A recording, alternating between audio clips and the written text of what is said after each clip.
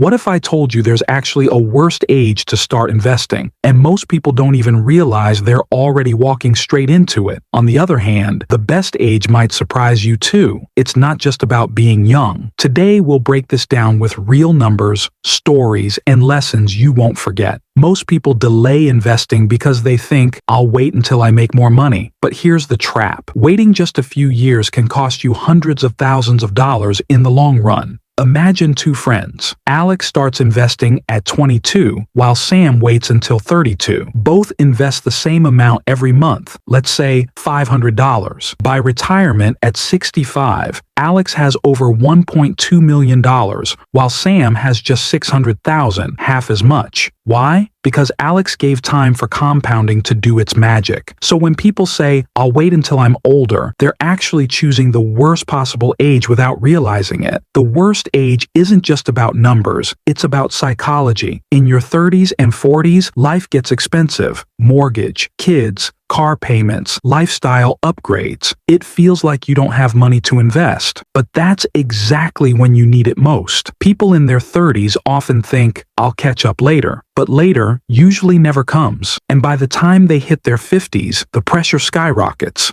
They finally start investing, but now they're playing a desperate game of catch-up. That's why many financial experts quietly agree. The worst age to start investing is your 40s and 50s, not because you can't build wealth then, but because you've lost decades of growth you'll never get back. So what's the best age? The simple answer is as early as possible. Even if you're a teenager earning from a side hustle, those small amounts can grow into life-changing wealth. Imagine investing just $100 a month at age 18. By retirement, that tiny habit could grow into nearly $1 million. But here's the twist. It's not just about being young. The best age is actually the age you finally get serious. I've seen 50-year-olds start investing and still retire comfortably because they cut lifestyle expenses, invested aggressively, and stayed disciplined. They didn't have the same advantage as someone who started young, but they still built a future they never thought was possible. So if you're watching this at 18, 28, or even 58, the best age is still today. If starting early is so powerful, why doesn't everyone do it? Because we're wired to value the present over the future. Psychologists call this present bias. Think about it. Buying new clothes or a new phone feels immediate. Investing feels like planting a tree you won't sit under for decades. That's why the worst age is not really a number. It's any age where you keep postponing. Let's get real with numbers. If you start at 20 and invest $500 a month with 8% returns, by 65 you'll have about $2.2 million.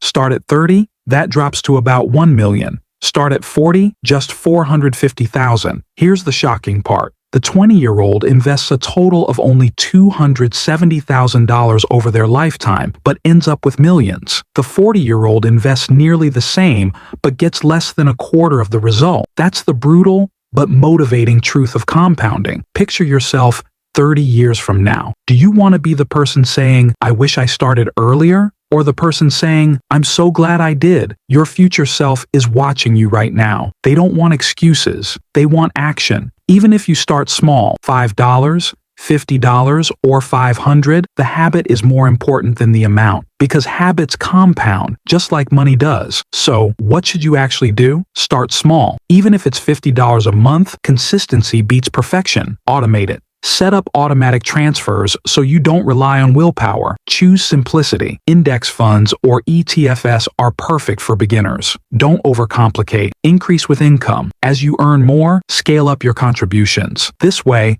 no matter your age, you're putting compounding to work. So, the worst age to start investing? It's always later. The best age? It's today. Don't wait for the perfect time. There will always be bills, fears, and reasons to delay. But your money doesn't care about excuses. It only cares about time. Start now. Your future self will thank you. If this hit you hard, do one thing today. Pick a number, any number, and start investing it this month. Then subscribe, because every week we'll break down money myths like this and give you the tools to build freedom faster.